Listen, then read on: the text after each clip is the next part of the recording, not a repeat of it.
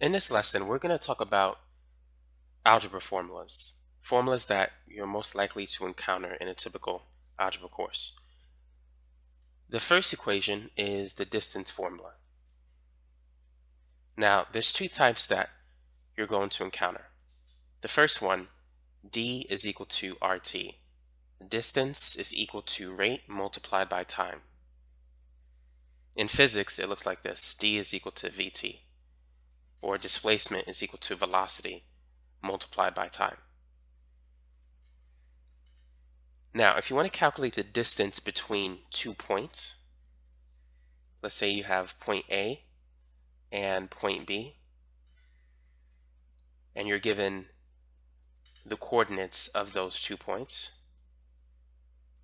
you can calculate the distance between the 2 points using this formula. So the distance is going to be the square root of x2 minus x1 squared plus y2 minus y1 squared. Now, let's say if you want to find the midpoint between points A and B. The midpoint, you could find that using the midpoint formula. The coordinates of the midpoint is going to be the average of the x values and the average of the y values. So that's how you can find the coordinates of the midpoint between points A and B.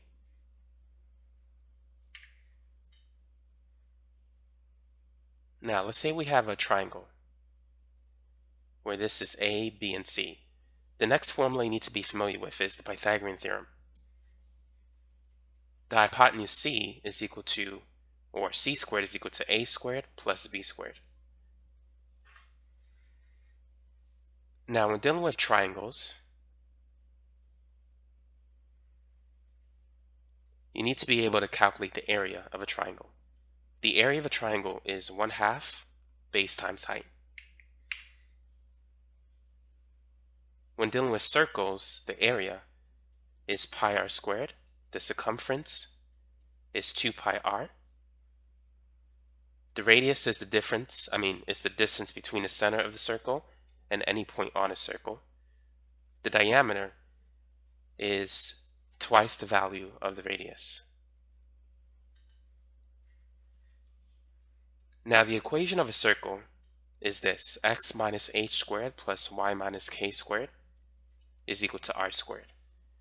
In that standard form, the center of the circle has the coordinates h comma k, and r is the radius of the circle. Next, we have a rectangle with a length and a width. The perimeter of the rectangle is 2L plus 2W. The area of the rectangle is length times width. For squares with side S, the area of a square is S squared. The perimeter is 4S. The perimeter is the distance around the object.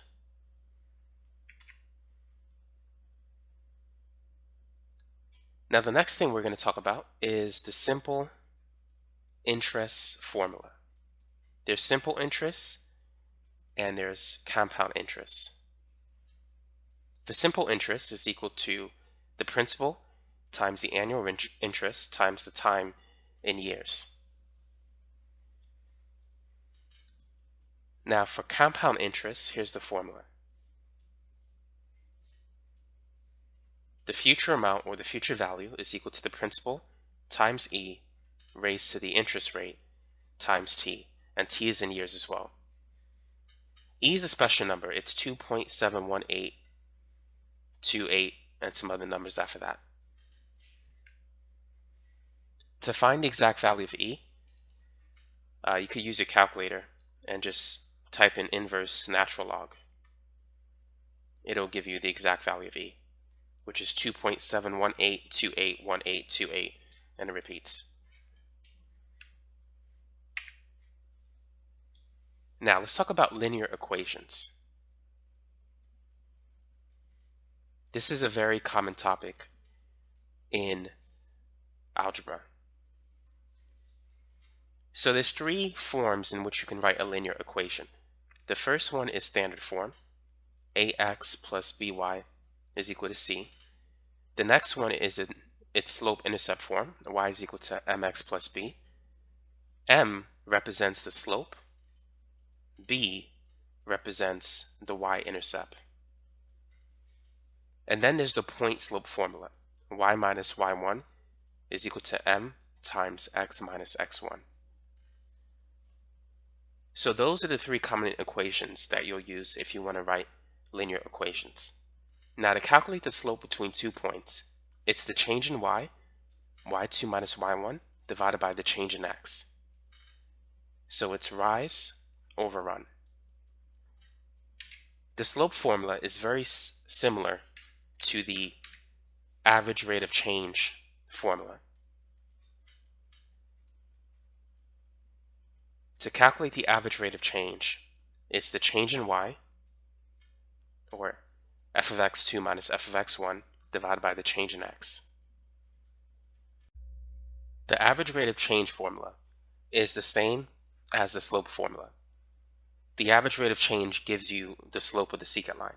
A secant line is a line that touches 2 points on a curve. A tangent line only touches 1 point on a curve. Now let's move on to the formulas associated with quadratic equations.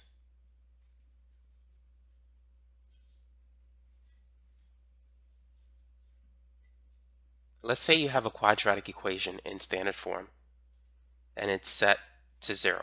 So we have ax squared plus bx plus c is equal to 0. If we want to calculate the value of x, we could use the quadratic formula. It's negative b plus or minus the square root of b squared minus 4ac, all divided by 2a.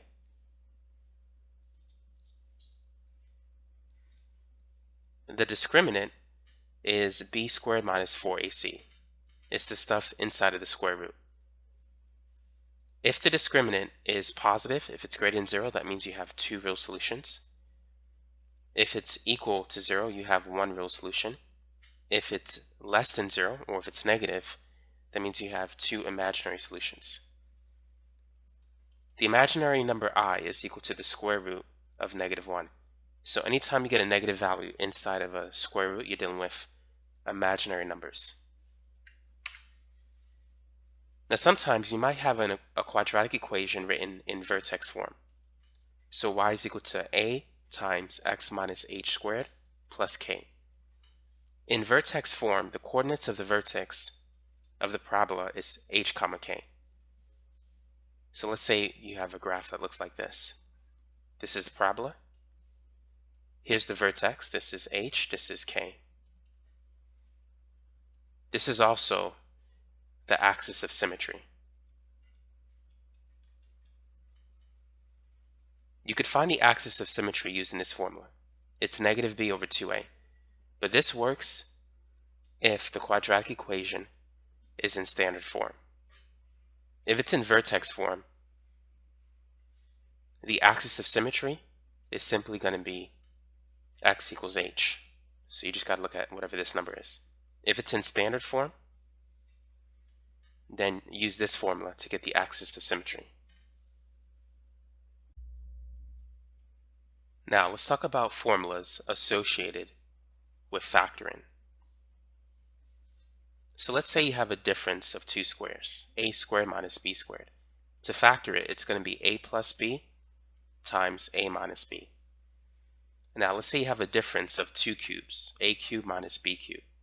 To factor it, it's going to be a minus b times a squared plus ab plus b squared. If you have the sum of 2 cubes, instead of a minus b, it's going to be a plus b, and then it's going to be a squared, but instead of plus ab, it's minus ab, and then plus b squared.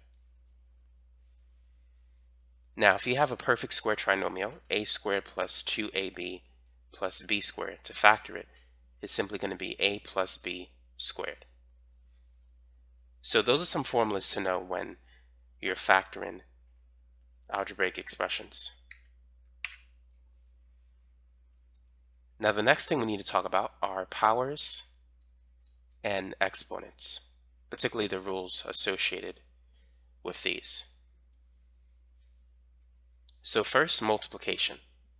If you multiply two variables, the variables of the same kind but with different exponents, you need to add the exponents.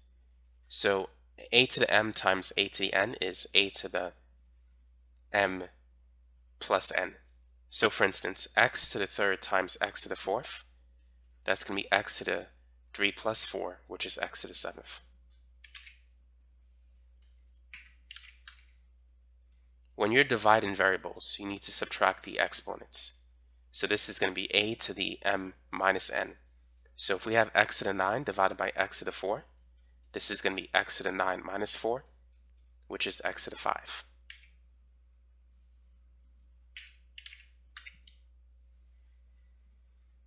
Now, when you raise an exponent to another exponent, you need to multiply the two exponents. So x to the third raised to the 6th power, this is going to be x to the third times 6, or 3 times 6, so that's x to the 18th.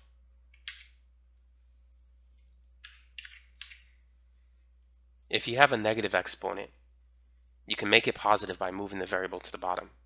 So x to the negative 4 is 1 over x to the 4.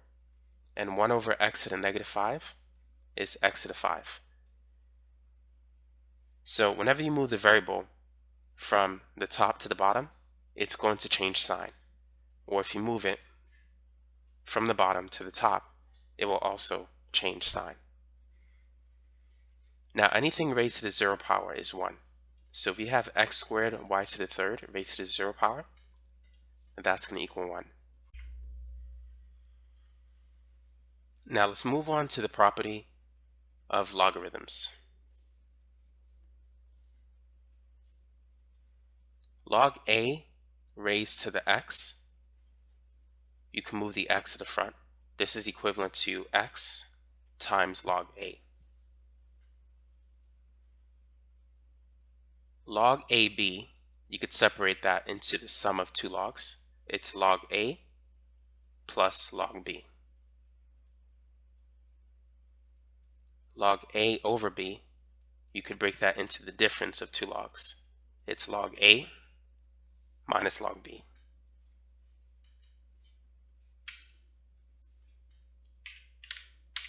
Now the next formula we need to talk about is the change of base formula. Log b of a, this is equal to log a over log b, and there's going to be a new base c. That could be any number. It could be 7, it could be 5, it could be 12. It doesn't matter what number you choose, it will be the same. So for instance, let's say we have log 5 of 9. This is going to be log 9 over log 5. The new base, I can make it anything. I can make it 24 if I want to, and it will still be accurate. So that's the change of base formula. As we can see, the base was changed from 5 to 24.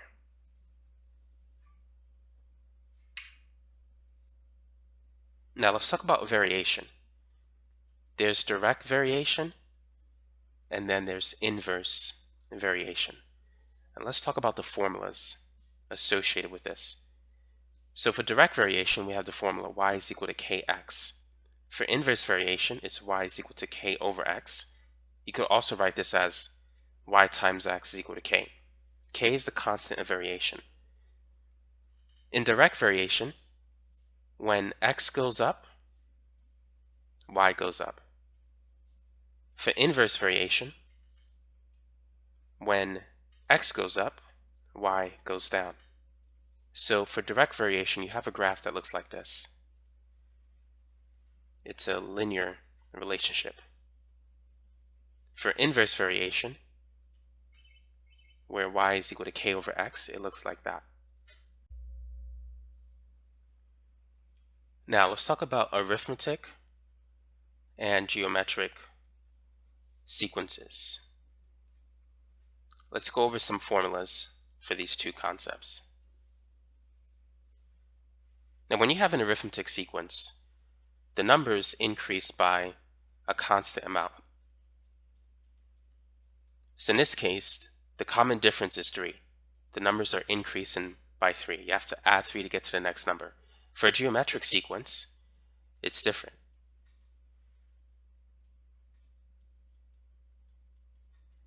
Notice that to get the next number, you need to multiply by 3.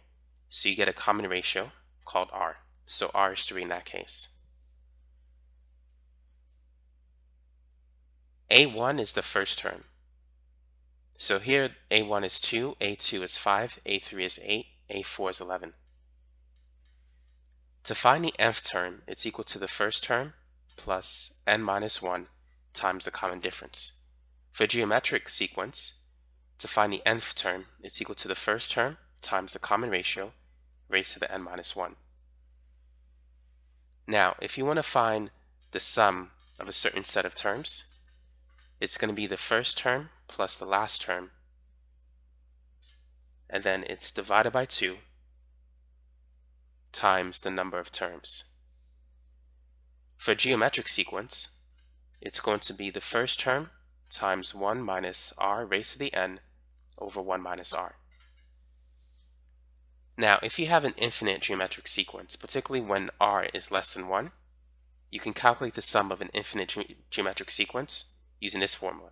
Basically, you just get rid of this part. But this only works if the absolute value of r is less than 1.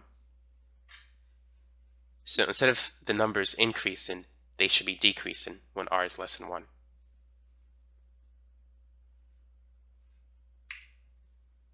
Now, to calculate the arithmetic mean, there's a difference between the arithmetic mean and the geometric mean. The arithmetic mean of two numbers is simply the average of those two numbers. It's the sum of the two numbers divided by 2. The geometric mean of two numbers is the multiplication of the two numbers, and instead of dividing it by 2, you need to take the square root, which has an index of 2. So this is how you calculate the arithmetic mean, and that's how you calculate the geometric mean. Now, going back to our previous example, where we had this particular arithmetic sequence, if we calculate the arithmetic mean of these two numbers, it will give us the middle number. So 2 plus 14 divided by 2, 2 plus 14 is 16, divided by 2 is 8. Now, if we were to extend this, and let's say we want to find the arithmetic mean of 2 and 20, it'll give us the middle number.